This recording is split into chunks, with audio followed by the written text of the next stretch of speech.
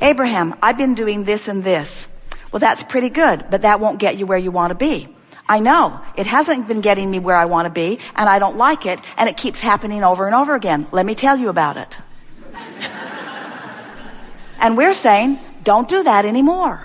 Don't do that. Don't take action until you feel not just a hopeful feeling. Don't take action until nothing could keep you from it. Don't take action until the momentum is so strong that there is nothing that could keep you from it. You get the idea. Well, I will take this action in order to bring that about. And when you introduce that action, instead of it feeling better, it feels worse because there's some sort of contradiction going on in your vibration. So then you say, but I don't know what to do. If I do nothing, that doesn't feel right. And if I do something, that doesn't feel right. What should I do? And we say, when it feels wrong either way, just hold tight and say to yourself, this isn't the time for an action journey. This is the time for an emotional journey. Now, that's what you think you've been doing. You said, I thought that I was doing that because then I'd get the inspiration. And so our encouragement to you is sit with the inspiration just a little while longer. Don't jump into action the moment that the idea comes. Play it out in your mind a little bit. Imagine it a little longer. Try to get into the vortex relative to other subjects and then milk it a little longer. So here's the way we would do it.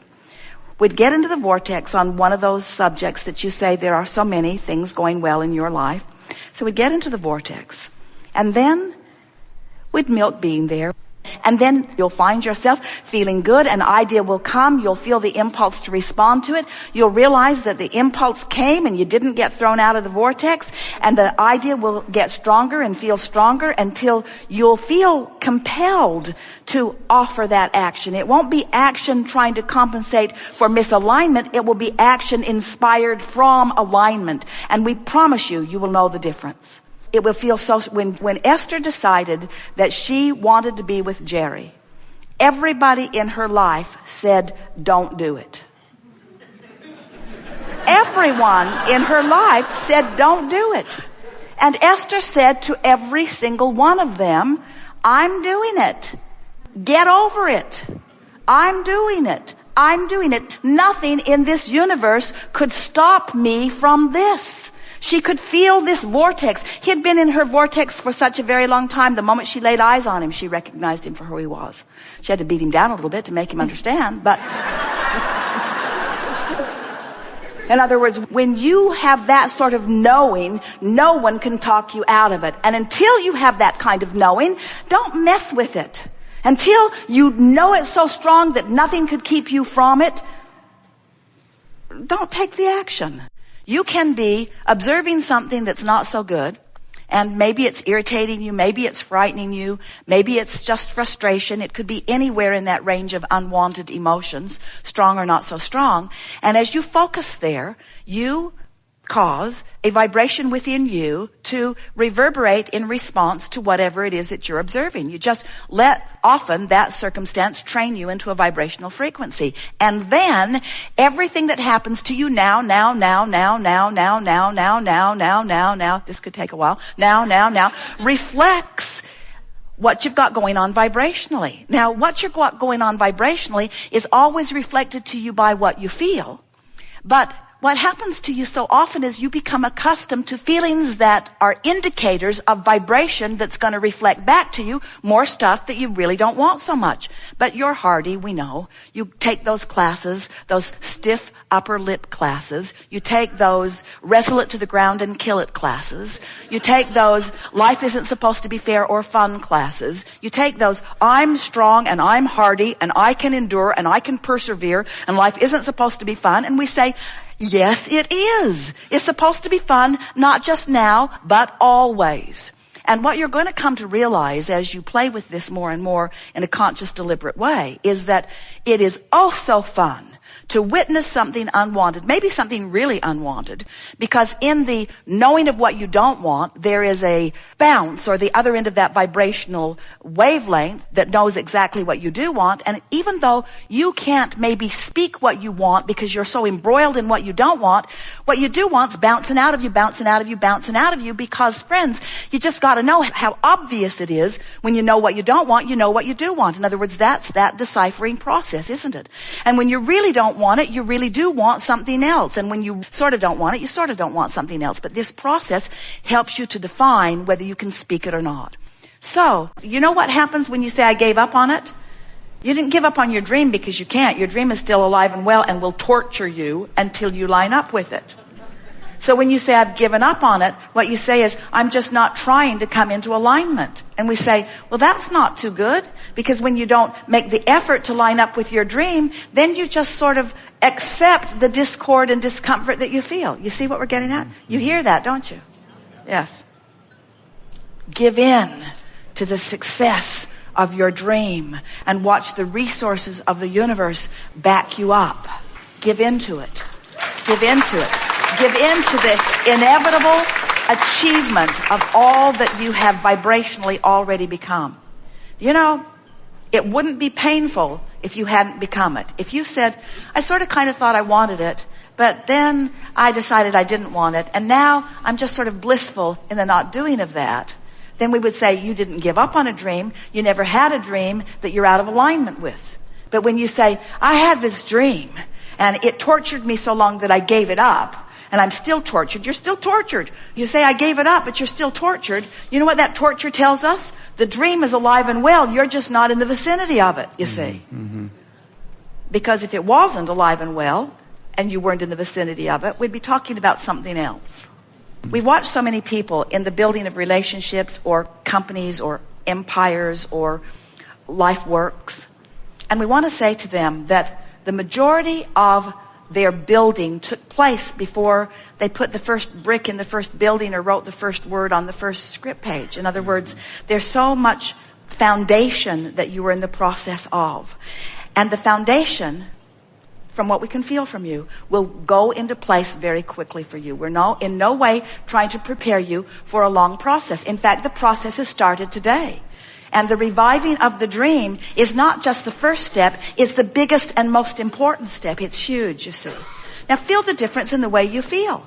You're not the same person who sat down here a moment ago. Because of our rambling, you've lined up with your vision. You've lined up with your dream. And the resources that create worlds are now flowing in the direction of you. Now your work, and you can't get it wrong. Don't worry if you have a down moment or a uncomfortable moment. You now know what to do. And what is it?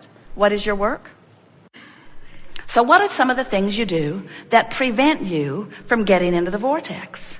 And you understand this vortex is just this high, non-resistant energy place where you rendezvous with the source. Esther's in the vortex, otherwise she could not receive Abraham with this clarity. In other words, she is up to speed with the vibration that is us, and that's why the conversation is seamless between the intent of that which we are offering and her ability to deliver it. That's in the vortex. When you're in the vortex, that's when your inspiration is at its greatest. That's where authors and artists and musicians, that's where those that you call masters often find what they call their inspiration. They're in the vortex where they have clear view of not only the idea, but the path to which it will unfold. When you're in the vortex, things unfold for you in a way that there's no question in your mind that that's the thing to do. You know how sometimes you say, I don't know whether to go this way or that way. You're not in the vortex, because if you were in the vortex, you'd say, I'm going this way and I don't care what anybody thinks about it. When you say, those people over there and their philosophy is really awful and their philosophy is going to bring us all down, you're not in the vortex. And it's not their philosophy that's bringing you down. It's you not being in the vortex that's not bringing you up. No one can bring you down, but your standards of how up you really are keep changing. And if you don't stay up to speed with who you are, you don't feel good. So, what's the difference between a higher, faster vibration and a lower, slower one? Higher, faster feels better. It's what joy and love are. Lower, slower feels worse. It's what depression is. It's what despair and fear are. Higher, faster has less resistance. Lower, slower has more resistance. So really, the operative word that we're talking about here today is, as I stand in my human form, what is it that I could do a better job of controlling that would make the most difference in my life? And we want to say to you, if you'll get a bead on your resistant tendencies and work them into less resistance, your vibration will raise. You'll hover on the brink of the vortex, or you'll pop in often. Once you get in there, you'll be able to maintain your vibrational stability longer so the vortex won't keep spitting you out. It's interesting. You do. You focus on something that makes you feel good and you get in there. Feels really good. Then you remember something. Start focusing on it. The vortex spits you right out. Because if you're not up to speed, you can't sustain that vibration, you see. To be fair to you, this conversation would have gone a lot differently if you had sat for 15 minutes and allowed your vibration to raise and had come into complete sync with your vortex. And then you would sit and you would chat about what's in your vortex. And many of you would say, well, Abraham, if I do that, then I don't need to come here and talk with you. And we say, good. Good. We don't want you to ever see us as the sounding board for unveiling problems. We want you to see us as the support system of everything that you are and everything that you're asking for. We want you to understand that your vortex is your sounding board for all of the wonderful things. Have you ever gone to lunch and wanted to complain to somebody and they're just so damn positive they don't let you complain? And you think, well, it'll be a long time before I go to lunch with you again. And they're thinking the same thing. So we're just asking you to make your statement of intention. What is the intention in this segment of life experience? Is your intention to chart thoughtways that will lead to a construction of a project that's just going to thrill you when it manifests? Or is your intention to construct something that doesn't please you? And of course, that's a ridiculously simple question, because of course the answer is, I always want to construct something that will please me when I get there. We just want you to understand that every single minute of every single day, you have the option of constructing wanted or unwanted things. Period, period, period, period, period, period, period. In other words, you're either constructing something wanted or unwanted, and you can tell by the way you feel which you are doing. So over time, we've been saying to you that if you have a desire and your belief is the same as your desire, that's really what positive expectation is, then it has to be, and it has to be fast. Because your desire is pure, there's no resistance to it, and it's flowing to you. And you've proved that out in your own life, haven't you? The things you expect come easily to you. It's the things you don't expect that keep seemingly messing up your experience. Someone the other day says, I don't want to work there, but I have no choice. What an awful trap. I want more money, but I can't figure out how to get any. I want a mate, but I can't find a mate. And we say, when you want and you equally or greater doubt the thing you want, then you hold yourself in what feels like a tug of war to you, and it literally is a tug of war, because in your doubting you have introduced a resistance that does not allow you to go to the vortex where what you want is. So over time, we've said to you, when you want it and believe it, it is. Then we began telling you that you are a creator, and that if you are a deliberate creator, which means you think more about what you want, you script it, you write about it, you talk about it, that more of the things that you want will begin to come into your experience. Be more deliberate in your intent, we said to you. Then we watched you. You worried about your thoughts too much then. You got the idea that every word that popped out of your mouth was going to bring immediate response to that word. So you said, cancel, cancel, cancel, as you tried to suck back the word before law of attraction took it away and ran with it. And so then we began explaining to you that well-being really is the basis of your experience, and that you have much latitude and leeway. And that if you will think about allowing what you want to come, that there is a step 3 process. Life causes you to do step 1, ask. Source answers, and today we're telling you not just answers. Source literally becomes the vibrational equivalent of what you're asking for and holds it in this vortex where law of attraction is gathering. Step 3 is you got to figure out how to be a vibrational match. And then for a while, we offered you the analogy that when you ask, Source answers. And as law of attraction responds to Source holding the fullness of all you've asked for,